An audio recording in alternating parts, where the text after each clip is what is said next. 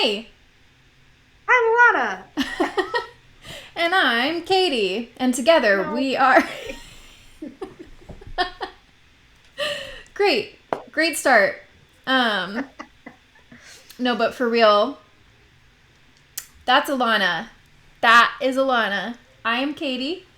Oh, And we're going to be chatting about our books. We both have different experiences with book publishing. We've both done self-publishing, and Alana has also worked with a publisher on several of her books. So over the past couple of weeks, we've been chatting on YouTube about our own personal experiences, but we just wanted to kind of like shoot the boop. I was literally gonna say the same thing, and I was like, "Can I swear?" Yeah. Well, that was my solution to it. Boop. Great solution.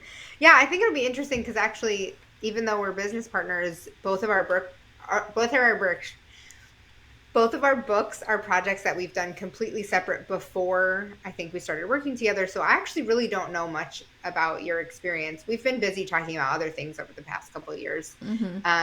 And I don't know if you know all the origin story of my planner, all the Yeah.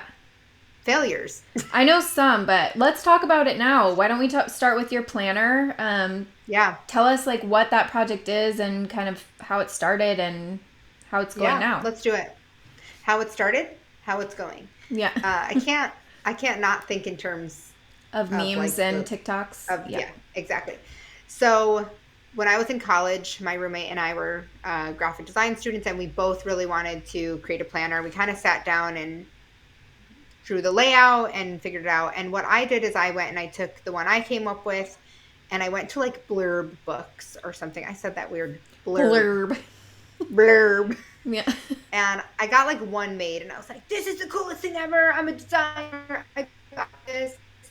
And I had a lot to juggle. And so it was like a place for me to keep my work and my personal life in order. And, some people saw it and they asked for a copy. So I was paying like 12 or $15, maybe even $20 per copy, and just like giving them to friends. Like I probably printed like 10 or 20, Yeah. and I printed them like one at a time. So really, I was paying a lot. And then the next year I was like, you know what, maybe I'll like up the ante a little bit. Mm-hmm. So I think I ended up printing them um, with a print shop I had recently heard about. They were kind of new to doing it. They were out in California, and I think I printed 100 copies, but they still cost me like $12 each, and I sold them for like 30. So I put them up on Etsy and I sold all 100. And basically like every year after that, I kept like doubling and doubling my sales until I was ordering like at least 1,000 planners. But I was working from home, or my studio was in my house. So I was like, I don't think I want to order more than 1,000. Like it's a sensitive time frame. It's dated. I don't know where I would store it. Like I already couldn't Right. park in the garage. So Oh. I changed printers like 3 or 4 times. I found one that was local I worked with. And then just like, honestly, everything went wrong. Every year it was like, how can I up the ante? I'm going to sell more. I'm going to do better quality. And I would send out a survey and ask people like, what do you like? What don't you like? And then I would make changes. So the layout pretty much always stayed the same, but just like maybe got a little bit better. Maybe like thinner lines or more breathing room, or, things like that. But one year, my worst year was when I printed it locally and they printed the covers without my permission, like without proofing it.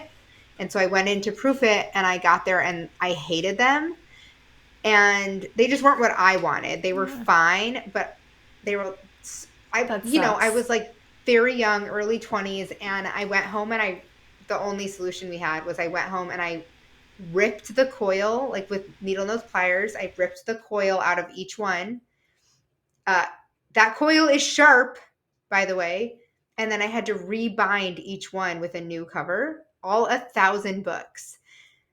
And I just like, I Oh think my from then on, I god. just sort of burnt out, and I had to pivot basically. That's like the nutshell, is that I had to pivot, and I sort of started to like, it started to not be as fulfilling for me after that experience.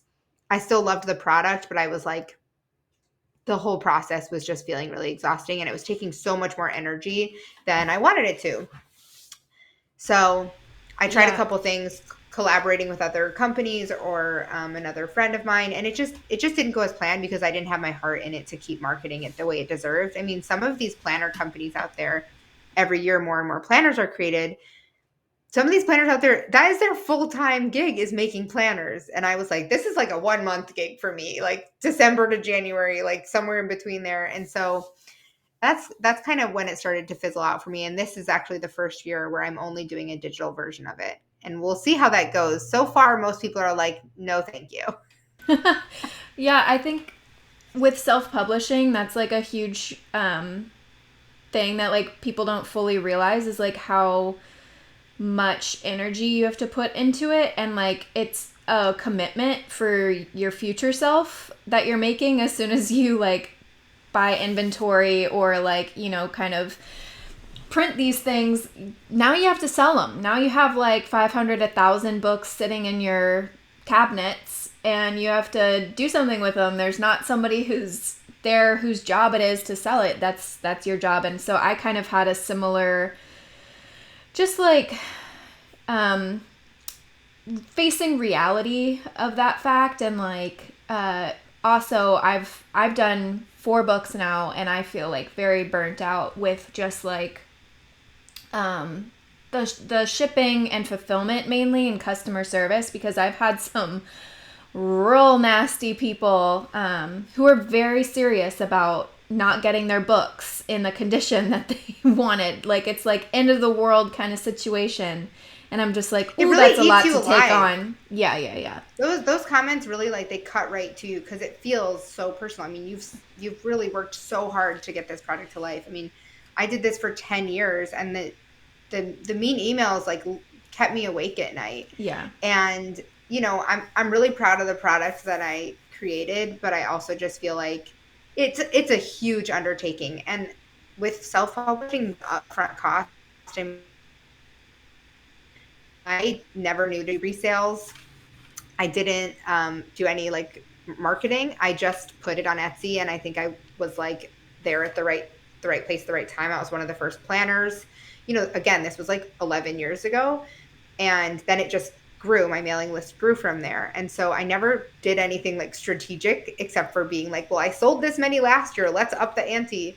But I didn't do anything like monumental. But I was still, the investment, I had to pay about $15,000 in just material, you know, and then it's like 2 months of my time, and then, you know, any other costs associated with it, plus the hours of shipping, the shipping supplies. And that is just, it's just a lot. I mean, it's awesome, but it's a lot. You had years though, right, where it was like a really good part of your financial pie, right?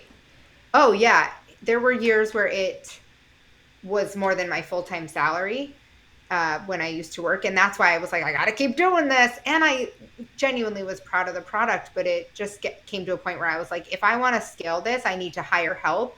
I need to, you know, invest in a better place for them to be stored that's climate controlled, because I can't keep them, you know, like outside Right. in my she shed because it's got a lawnmower in it, you know, it's occupado. So it just became a thing where it was like, if I'm going to level up, I have to level up. And I was not prepared for that. So my last year doing them, I went overseas, which was honestly a really good process because the cost of material is, they're professionals. Like they knew exactly what they were doing. They do this for a living, and it was a better experience. But at the end of the day, I was still just like, I think it's time. How did you find your manufacturer overseas? Did you like Google it? How did you find Google them? That's how I found all of them, was Googling, asking people locally. And it's such an interesting topic, and I feel like maybe this should be next week's video. But how do you find the right partner? Because I would get emails, and also I remember I sent an email just like this once, being like, hey, I want to make a planner just like yours. Where do you get it printed? And I would immediately like put this barrier up, being like, oh my God, I know their book is not going to look like mine. And if it does, like, mine's better because I made it first. You know, like there's plenty of like argument there. But I remember when I didn't have a printer, I had sent like a coy email, what I thought was coy email, to someone who did have planners. And I like tried to pretend I was just asking because I was asking. And they were like, you should just be upfront and tell me that you want my manufacturer. Like, I would have respected you more. And I was like, oh, called Yikes. out. Yeah, well, people So, work so hard to like find their right partner, and so it does feel like a little frustrating when somebody comes to you and they're like, "Hey, I know you did all this like painstaking research, but can I just skip right to the answer and like right. you know, And the biggest thing with that is I don't know who's right for you because my yeah. goals with working for a manufacturer are different. So for 9 years, I kept the product in America where I live in New York because it was important to me to have like a locally made product, but I could not afford the cost of it Yeah. and they didn't have the good materials that I wanted. So by moving overseas, I could keep the cost. I actually was able to lower the cost, increase my how much I get paid for it and deliver a better product. And so that was like a kind of a hard thing for me to get a grasp on, but it took years and like blood, sweat, and tears to figure out who the right manufacturer. If you want eco-friendly, I don't have the right manufacturer for you, you know? And so it just depends on what you need. And I think one of the biggest misconceptions is that like, I want to just make 10 planners, but I need them completely custom. Okay, then you're going to have to like hand bind those things and buy the machines at home because you need to be ordering like in bulk to be Yeah, making and we're a not talking like tiny bulk. We're talking about like hulky bulk. Um Yeah, and you can like I always when I'm starting a new book, get a quote from the printer that's like show me how much it is at this number, and this number so you can see like a yeah. range. And then obviously with scale, the price per book goes down, so you just have to like find the sweet spot if there even is one, that's like a number of books that you can manage and like you think you could sell, but that's also like as low as you possibly can get the price. So that's definitely like a little dance you gotta do with your printer in the Yeah, beginning. it's very serious jig. Yeah. So, I guess what would you say like your best tip would be for someone like I would tell someone to definitely get more than one quote. Yeah. And if I was talking about planners specifically, or really any book, I would make sure you're doing a book that isn't time sensitive because if you're just starting out, I mean, you can do it if you like have tested the market and you have proof. But if you're just like, I just want to make a planner, you might want to think about a non-dated planner or a 90-day planner or a planner that spans like 18 months. So Yeah. I don't know. That's one of my biggest tips that I've like learned with time is like if I was going to do it all again. The other thing is pre-sales Yeah. that I've never done Yeah. that I I've should have done.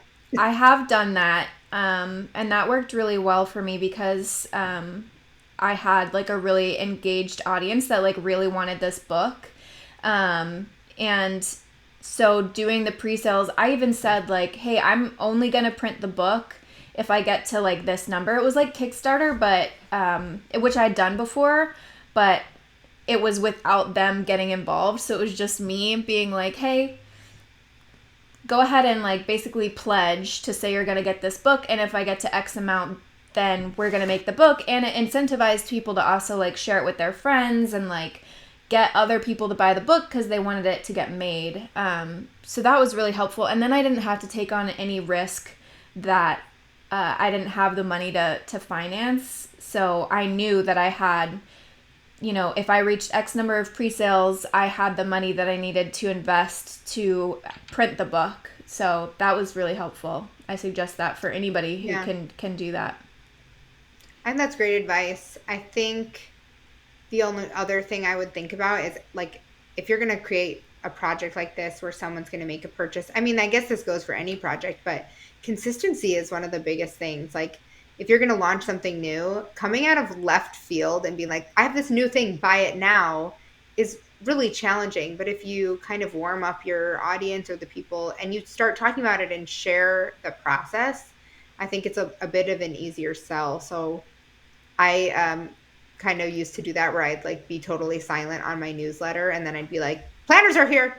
And then I'd be like, why haven't a million people bought them? Not a million. Yeah, obviously. it's hard. You have to like backdate things in your head and like plan way in advance when you're already like really busy and in the trenches with other stuff. So, I mean, but that's so important. Like, I mean, it can really boost your sales if you give it that prep time that it deserves. I think the other thing to remember is that if you have a book you want to see in the world, whether it's a planner, a calendar, a collection, a series of, whatever it is, there are so many ways to get published. Yeah. Doesn't have to be just self-publishing, and we'll share some more info. I think we'll share more info about how you can get published, right? Yeah, we're talking about that a lot these days. We must have something in the works. So coy. Yeah. One more thing that I do want to mention, and we kind of like danced around it, jigged around it, if you will. But just like remembering that if you are self-publishing your book, you got to put your business hat on. And it's not just an artistic, creative endeavor. Like, it's so much more beyond that. And you, like, please crunch the numbers before you actually go and create this thing and get the stuff printed, because really it's difficult to self-publish a book and make the numbers make sense until, like we said, you get to a certain number of like how many books you've printed.